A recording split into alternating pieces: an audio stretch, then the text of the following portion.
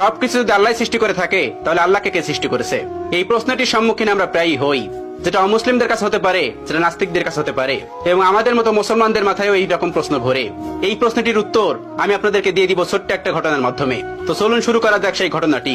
একবার ইরাকে সমস্ত নাস্তিকের একত্রিত হলো এবং সেখানকার সমস্ত আলেমদের ডাকলো এবং বলল, তোমরা যদি আমাদের 4টা প্রশ্নের উত্তর দিতে পারো তাহলে আমরা ইসলাম ধর্ম গ্রহণ করে নেব, আমরা মুসলমান হয়ে যাব, আমরা নাস্তিক থাকবো না।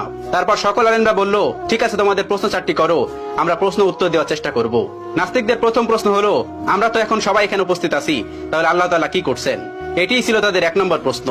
তাদের 2 নম্বর প্রশ্ন, আল্লাহ তাআলা গোটা পৃথিবীকে কিভাবে পরিলক্ষিত করে, কিভাবে তিনি গোটা পৃথিবীকে একা পরিচালনা করেন?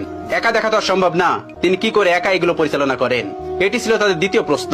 তাদের 3 নম্বর প্রশ্ন, মুসলমানদের নবী হযরত মুহাম্মদ সাল্লাল্লাহু আলাইহি ওয়াসাল্লাম মিরাজে গিয়েছিলেন, পৃথিবীর এই আহ্নিক গতি ভেদ করে আসমানের কোন দরজাতে তিনি আসমানে প্রবেশ করলেন এবং আল্লাহর সঙ্গে দিদার করলেন? এটি ছিল তাদের তৃতীয় প্রশ্ন। এবং তাদের সর্বশেষ প্রশ্ন, আল্লাহ তাআলার আগে কে, আল্লাহ তাআলাকে কে সৃষ্টি করেছেন? এই ছিল তাদের মোট 4টি প্রশ্ন। সেখানে থাকা সকল আলেমরা উত্তর দেওয়ার চেষ্টা করলো, কিন্তু কেউ সৎ উত্তর দিতে পারলো না, কারণ এই প্রশ্নগুলি খুবই কঠিন প্রশ্ন, যার উত্তর দেওয়া তো সহজ না। তারা কেউ পারল না তাদের উত্তর দিতে। ওই সবস্থল থেকে কিছুটা দূরেই ইমামে আজম আবু হানিফা রাহমাতুল্লাহর বাড়ি ছিলেন। আপনারা অনেকেই জানেন, ইমাম আবু হানিফা রাহমাতুল্লাহ কাপড়ের ব্যবসায়ী ছিলেন। তো শহরের পাশেই তার বাড়ি ছিলেন। তার কানে এই খবরটি গেল, তিনি জানতে পারলেন সবস্থলে এই ঘটনাটি ঘটছে। তিনি দ্রুত বাড়ি থেকে বের হয়ে সেই সবস্থলে উপস্থিত হলেন। তার বয়স তখন মাত্র 13 বছর। তখন তিনি 30 পারা কোরআনের হাফেজ। তিনি সেখানে উপস্থিত হলেন এবং তিনি পিছন থেকে বললেন, আমি তোমাদের এই 4টি প্রশ্নের উত্তর দিতে চাই। সবাই সেখানে অবাক হয়ে গেল, এই ছোট্ট বাচ্চাটি এই কঠিন কঠিন প্রশ্নের উত্তর দেবে? অবাক হয়ে তাকে ডেকে নিল এবং বলল, তুমি আসো। তিনি বললেন, আমি তোমাদের এই সকল প্রশ্নের উত্তর দিব। সবাই রাজি হলেন। তিনি বললেন, প্রশ্ন কে করবে? একজন দেখিয়ে দিলেন, ওই যে মঞ্চে যে বসে আছেন উনি প্রশ্ন করবে। চেয়ারে বসে থাকা ওই লোকটিকে আবু হানিফা রাহমাতুল্লাহ বললেন, তুমি যখন আমাকে প্রশ্ন করবে তখন তুমি আমার ছাত্র, আমি তোমার শিক্ষক, তাহলে আগে তুমি আমাকে ওই চেয়ারে বসতে দাও, আর তুমি নিচে দাঁড়িয়ে আমাকে প্রশ্ন করবে।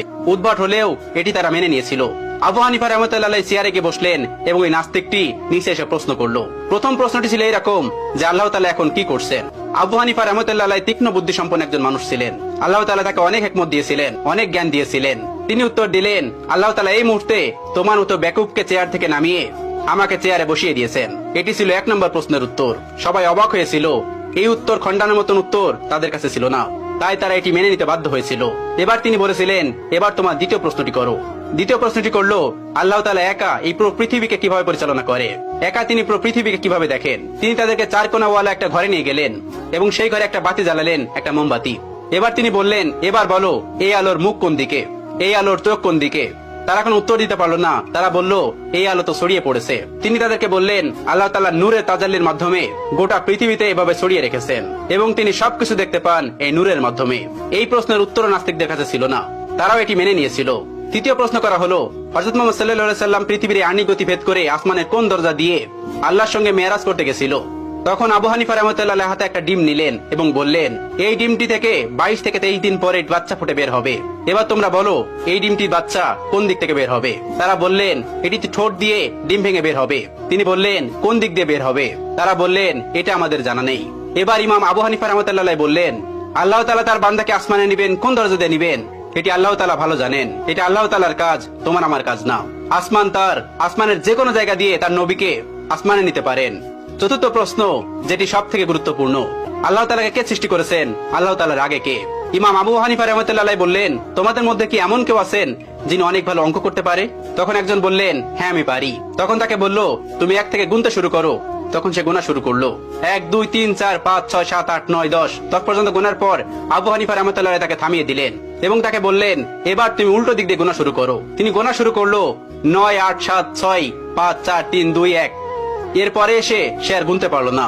এবার ইমাম আবু হানিফা রাহমাতুল্লাহ তাকে বললেন, তুমি থামলে কেন? আমি তো তোমাকে থামতে বলিনি। তিনি বললেন, এর আগে কিছুই নেই।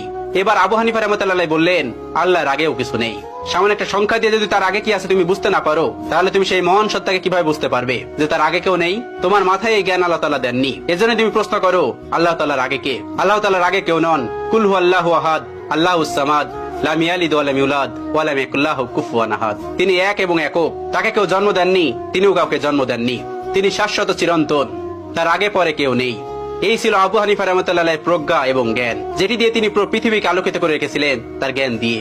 এখনো তার কিতাব, তার দর্শন দিয়ে মানুষ ইসলামকে পরিচর্যা করে। আল্লাহ তাআলা আমাদের সকলকে ইসলামের পথে থাকার তৌফিক দান করুন, ইসলামের পথে চলার তৌফিক দান করুন, ইসলামের বিধানগুলো মানার তৌফিক দান করুন।